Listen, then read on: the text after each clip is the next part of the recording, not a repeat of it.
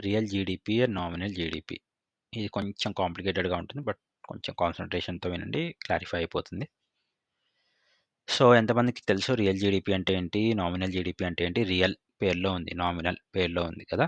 So, real GDP, GDP at base price. Nominal GDP, GDP at current price. నేనిక్కడ excellent example ఒకటి రాసుకున్నానండి. ఈ example చూస్తే నాకు తెలిసి మీకు 99.999% అంత క్లారిటీ వచ్చేస్తుంది. సో, ఏంటా ఎగ్జాంపుల్?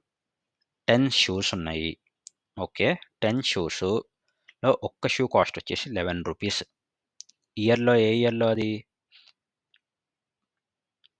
2020లో. ఓకే.